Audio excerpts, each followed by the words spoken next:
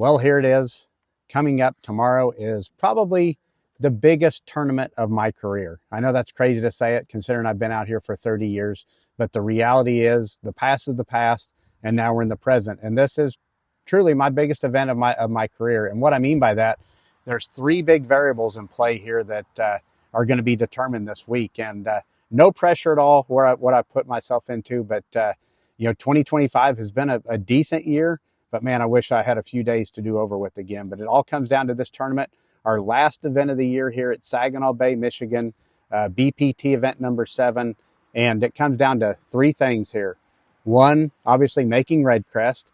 I'm sitting in 29th out of 29 guys for Red Crest, out of 66 guys. So no pressure there. I've got to catch them this week if I want to make Red Crest. Just doing the averages.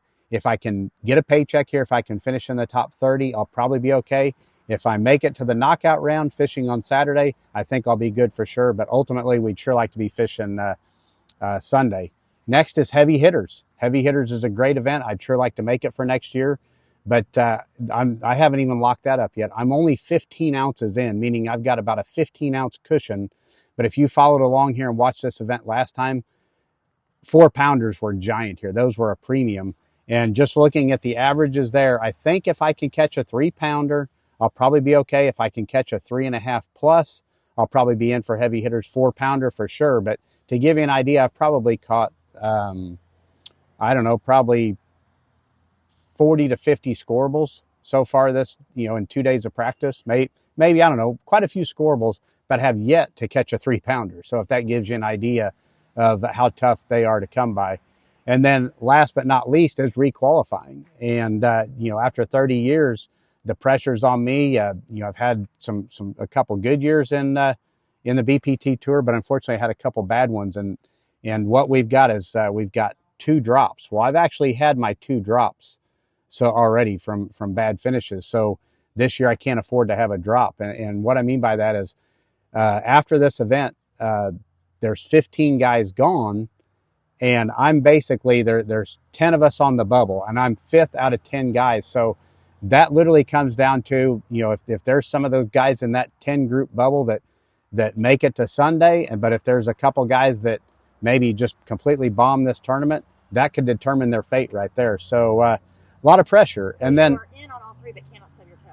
So I'm in by all 3, but definitely can't stub my toe. Sorry, we're in a neighborhood. It's a little loud. As you can see, we're kind of getting photobombed by Wesley in the background. But hey, it's our off day and getting ready. But then let's look at Saginaw Bay. This isn't just a simple let's go to some reservoir and go fish for largemouth. This place is probably one of the biggest, most intimidating places I've ever fished. And what I mean by that is there's so many variables in play. The last time we were here, it's when we were doing the 5 fish, limit deal. So it made it a little bit easier to determine, okay, I'm going to go fish for smallmouth because on average, those are bigger.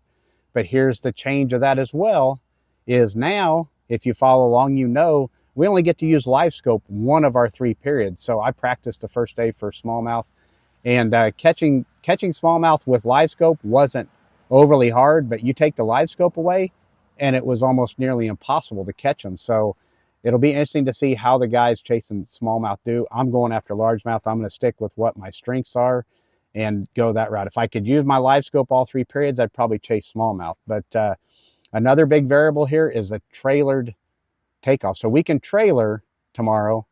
And let me back up a little bit. It's how big this place is. So when we were here before, we had about 45 miles of Saginaw Bay. If you look at a map, you got the Saginaw River on the south end. You've got Lake Huron to the north. Before we were here, we had about 45 miles of the bay to fish, just roughly out to the Charity Islands. Well, leave it to Major League Fishing to make it more exciting and more complex. They added about 15 to 20 more miles of the bay, so tip to tip of the bay now. So that puts the smallmouth more into play. So back to the trailered weigh-in or takeoff. So tomorrow morning, we get to take off at 6:15 a.m.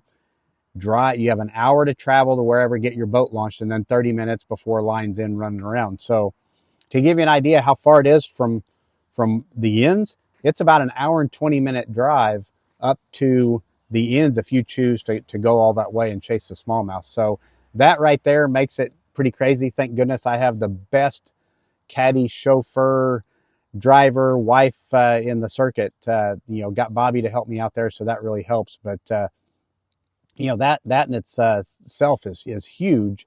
Another big thing is a 2 pound minimum. When we were here before, it was a 110. So the 2 pound minimum, there is a lot of fish in here that are 111 to 114, 115. So getting those 2 pounders is going to be the other big thing. The other huge thing here is the wind. If a person could practice, let's say, both days on the west side of the bay, and we get a big northeast wind like we had the 2 days of practice, and you can't even fish over there because the wind's blowing right in it, and the water gets big.